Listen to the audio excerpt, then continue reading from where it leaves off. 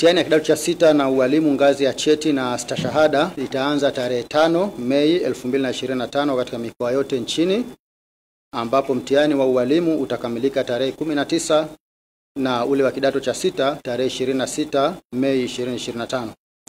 Aidha, mtihani wa kidato cha 6 utafanyika katika jumla ya shule za sekondari 982 na vituo vya watahiniwa kujitegemea 245, na mtihani wa ualimu utafanyika katika vyuo vya ualimu 68.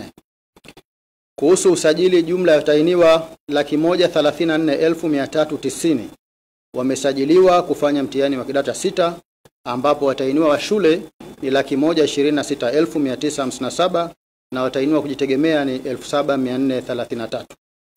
Kati ya watahiniwa wa shule waliosajiliwa, wavulana ni 64,581 sawa na 51%, na wasichana ni 62,376 sawa na 49%.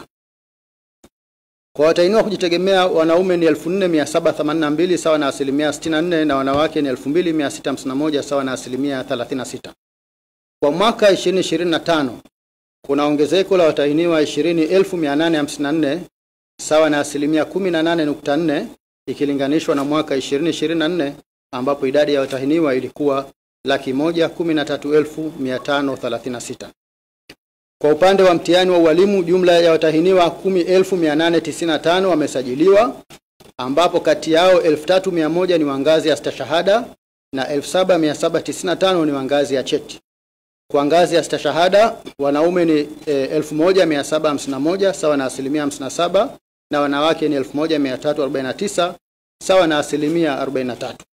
Aidha, kwa ngazi ya cheti, watahiniwa 3,808 sawa na 49% ni wanaume, na watahiniwa 3,987 sawa na 51% ni wanawake. Kuhusu maandalizi ya mitihani hii, baraza limekamilisha usambazaji wa mitihani husika, vijitabu vya kujibia na nyaraka zote muhimu katika mikoa yote nchini. Aidha, baraza kupitia kamati za mitihani za mikoa na halmashauri limeendesha semina kwa wasimamizi wote pamoja na kuhakikisha kuwa mazingira ya vituo vya mitihani ni tulivu na salama kwa ufanyikaji wa mitihani hii. Ndugu wanahabari, mtihani wa kidato cha 6 ni muhimu kwa wanafunzi na jamii kwa ujumla, kwani hupima maarifa, stadi na umahiri wa wanafunzi katika maeneo waliojifunza kwa kipindi cha miaka miwili ya elimu ya sekondari ya juu, ambapo matokeo yake hutumika kuchagua wanafunzi wanaojiunga na vyuo vikuu pamoja na vyuo vya kati katika fani mbalimbali za utaalamu wa kazi. Kwa upande wa mtihani wa walimu, lengo ni kupata walimu makini ambao watafundisha katika ngazi ya elimu ya msingi na sekondari. Pamoja na maandalizi yote muhimu yaliyokwisha fanyika, baraza linatoa wito kwa kamati za mitihani kuhakikisha kuwa usalama wa vituo vya mitihani unaimarishwa na kwamba vituo hivyo vinatumika kwa mujibu wa mwongozo uliotolewa na Baraza la Mitihani la Tanzania. Baraza linawataka wasimamizi walioteuliwa kusimamia mitihani kwa weledi na uadilifu wa hali ya juu na kuzingatia kanuni za mitihani, taratibu na miongozo ya baraza ili kila mtahiniwa apate haki yake.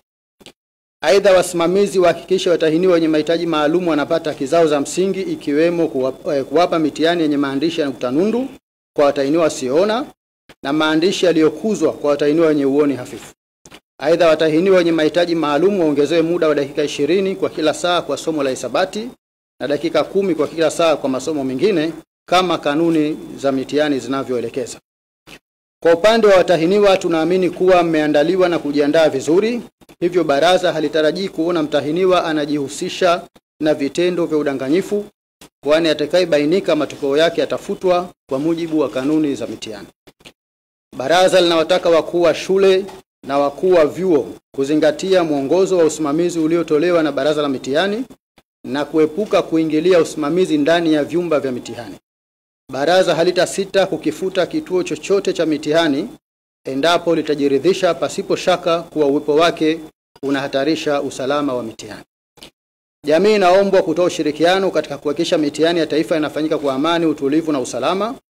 Aidha, wananchi wajiepushe kuingia katika maeneo ya shule na vyuo katika kipindi chote cha ufanyikaji wa mitihani.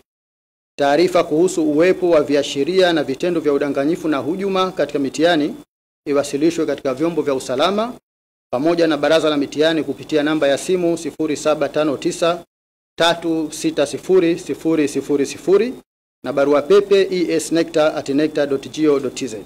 Baraza la Mitihani la Tanzania linawatakia watahiniwa wote kila laheri katika kufanya mitihani ya kidato cha 6 na ualimu kuanzia tarehe 5 hadi tarehe 26 mwezi Mei 2025.